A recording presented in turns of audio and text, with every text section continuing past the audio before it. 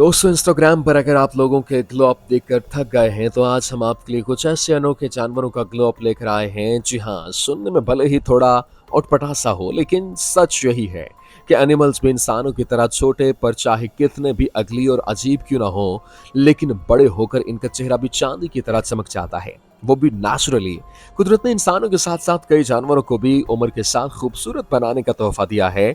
और जानवरों और परिंदों में कई स्पीशीज ऐसे भी होती हैं जो बचपन में काफी बदसूरत और बड़े होकर बेहद खूबसूरत दिखती हैं। हालांकि माँ बाप के लिए तो हमेशा इनका बच्चा ही सबसे प्यारा होता है, लेकिन आजकल की दुनिया सीरत से ज्यादा सूरत पर ध्यान देती है। इसलिए बात चाहे लाइफ पार्टनर की हो या पेट एनिमल की, इंसान सबसे पहले दूसरे के चेहरे को ही देखकर सामने वाले से बात आगे बढ़ाता है। तो चलिए देर न करते हुए हम भी अपनी वीडियो को आगे बढ़ाते हैं। अगली डकलिंग टू स्वैन। हंस एक बेहद खूबसूरत और खामोश तबीयत परिंदा ये देखने में बेहद खूबसूरत होता है। इसका सफेद रंग, रंगीन चोंच और शांत स्वभाव इसे दुनिया के सबसे खूबसूरत और अट्रैक्टिव परिंदों में से एक बनाता है।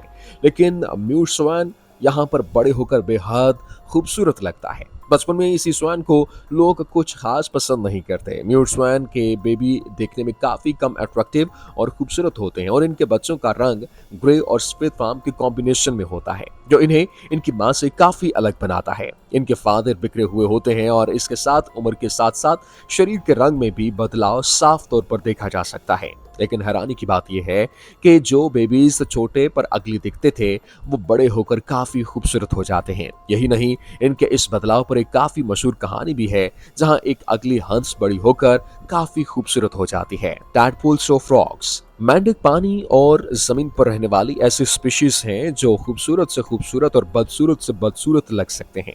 इनकी स्पीशीज अलग अलग तरह के रंग रूप में पाई जाती है। हालांकि कुछ मेंढक काफी क्यूट और खूबसूरत भी होते हैं, इतने के लोग इन्हें अपने घर के एक्वेरियम में रखना पसंद करते हैं। लेकिन कमाल की बात यह है कि जो मेंढक बड़े होकर काफी अट्रैक्टिव दिखता है, छोटे पर वही काफी अगली नजर आता है। यही नहीं, पैदा होने पर ये एक अंडे के अंदर ही पलते हैं। जब ये अपने अंडों से बाहर आते हैं तो किसी फिश की तरह नजर आते हैं, जो दिखने में काफी बदसूरत लगती है। लेकिन अपनी मेच्योरिटी स्टेज तक आखिरकार बेबी मेंढक एक बालिग मेंढक में ट्रांसफॉर्म होकर जमीन पर अपने पांव रखने के लिए तैयार हो ही जाते हैं।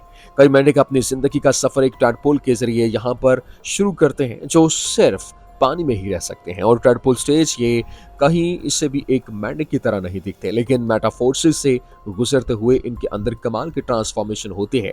और ट्रांसफॉर्मेशन के दौरान ये अपने लेग्स डेवलप करते हैं और टेल लूज कर देते हैं, जो इनके पास ऐसा टेडपोल देखने को मिलती है। और इसके अलावा ये अपनी माँ बाप की तरह ही बड़े होकर एक मैच्योर और खूबसूरत मेंढक में तब्दील हो जाते हैं। कैटरपिलर्स और बटरफ्लाइज।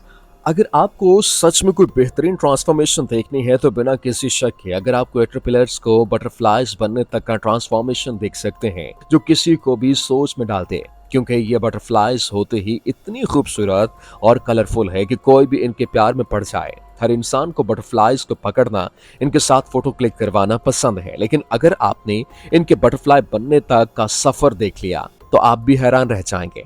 बटरफ्लाइज बनने से पहले जब ये अपनी कैटरपिलर स्टेज के ऊपर होते हैं और इन्हें कोई छूना तो दूर, देखना भी पसंद ना करे, क्योंकि इस स्टेज में ये कई रूप लेती हैं। कभी किसी कीड़े की तरह दिखती हैं तो कभी किसी ड्रौने अंडे की तरह।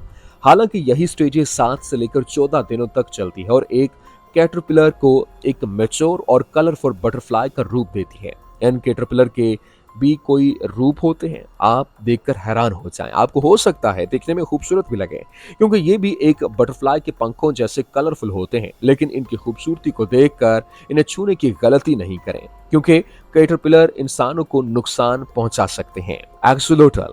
छोटे पर किसी गंदे और बदे नाली के कीड़े जैसे देखने वाले एक्सोनोटल और यहाँ बड़े होकर अपनी खूबसूरती की पीक पर होते हैं। बचपन में काफी टिनी और अगली दिखते हैं, लेकिन एडल्ट रूप में आते ही इन्हें अपने खूबसूरत फादर मिल जाते हैं और ये बेहद प्यारे नजर आने लगते हैं। वैसे लोगों की चॉइस भी अलग होती है और काफी लोग इन्हें इनके एडल्ट रूप में भी एक्सेप्ट नहीं करते और इन्हें अगली समझते हैं। लेकिन अगर हम कंपैरिजन करें तो इसमें कोई डाउट नहीं है कि उम्र के पहिए के साथ इनकी सूरत में भी निखार साफ तौर पर देखा जा सकता है, जिस वजह से कई लोग इनका ट्रेड भी करते हैं। लेकिन ट्रेड में एक्सोनोटल थोड़े पॉपुलर माने जाते हैं, लेकिन इन्हें अपने एक्वेरियम में भी रखना पसंद करते हैं। और क्योंकि ये ह्यूमन फ्रेंडली होते हैं, इन्हें इंसानों के साथ खेलने में काफ़ी मज़ा आता है और इनका साइज़ भी काफ़ी बड़ा नहीं होता, जिस वजह से बचपन में तो ये लोगों की हथेली पर भी आ जाते हैं। बड़े होते-होते भी ये आराम से लोगों के एक्वेरियम में एक कोने में फिट हो जाते हैं। देखा जाए तो इनके पिंक कलर के फीचर्स ही इन्हें सबसे ज्यादा यूनिक और स्पेशल बनाते हैं। अमेरिकन रॉबिन इतने अट्रैक्टिव और मधुर होते हैं कि कई लोग तो सुबह जल्दी सिर्फ इनका अमेरिकन रॉबिन मॉर्निंग सॉन्ग सुनने के लिए अपने बेड से जल्दी उठ जाते हैं। इनकी आवाज जितनी खूबसूरत होती है, इससे कई ज्यादा इनका चेहरा, इनकी पूरी बॉडी कलरफुल और शाइनी होती है, जो इन्हें बाकी के बर्ड से अलग बनाती है। लेकिन अपने एडल्ट रूप में लोगों का चहीता माने जाने वाला अमेरिकन रॉबिन छोटे पर किसी अगली बेबी की तरह दिखता है। अमेरिकन रॉबिन के बेबी जब अपने अंडों से बाहर आते हैं तो ये नेकेड होते हैं। इनके पास कोई फीडर्स नहीं होते और यही नहीं बल्कि इनकी आंखें भी देखने के हवाले से दुनिया में आते वक्त बंद होती हैं और देखने में ये काफी अगली और बदसूरत लगते हैं।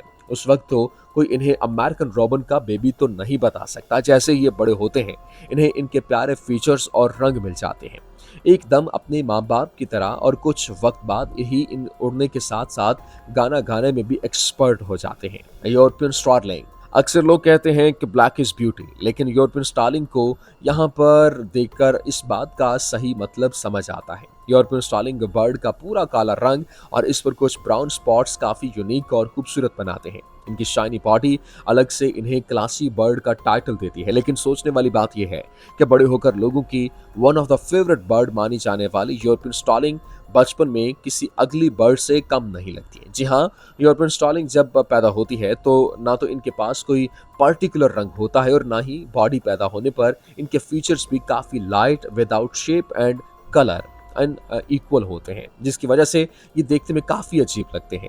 यही नहीं, ट्रांसफॉर्मेशन के फेज में भी ये काफी अगली दिखते हैं और एक बार अपनी मेच्योर स्टेज में आने के बाद कोई इन बर्ड्स की खूबसूरती का मुकाबला नहीं कर सकता और इनकी इसी खूबसूरती को देखते हुए लोग इन्हें अपने घर में पालना भी पसंद करते हैं।